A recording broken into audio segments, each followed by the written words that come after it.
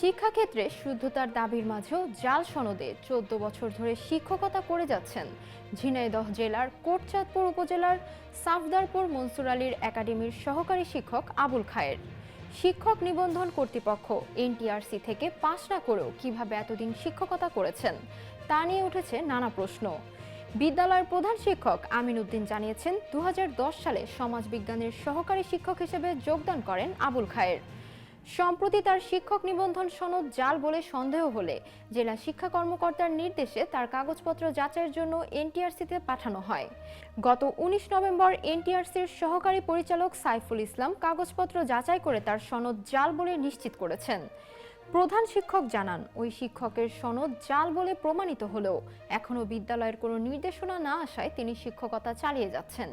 কাগজপত্র জেলা শিক্ষা কর্মকর্তার কাছে জমা দেওয়া হয়েছে, তবে এরপর কোনো আপডেট আমার জানা নেই।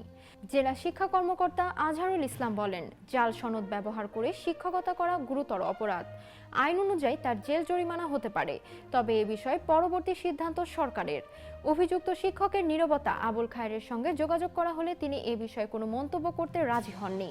জাল সনদ নিয়ে এতদিন শিক্ষকতার সুযোগ কিভাবে হলো, আর এর পেছনে কারা রয়েছে, এমনকি বিষয়টি প্রকাশ্যে আসার পরেও কেন তাকে চাকরি থেকে সরানো হয়নি, স্থানীয়দের মধ্যে এসব প্রশ্ন ও ক্ষোভ দানা বাঁধছে। শিক্ষা ব্যবস্থা ও প্রশাসনিক প্রক্রিয়ার দুর্বলতাই এমন ঘটনার জন্ম দিয়েছে বলে মনে করছে বিশেষজ্ঞরা। এ বিষয়ে দ্রুত ব্যবস্থা না নিলে এটি অন্যদের জন্য ভুল বার্তা পাঠাবে এবং শিক্ষাক্ষেত্রের শুদ্ধতা আরও ক্ষুণ্ণ হবে।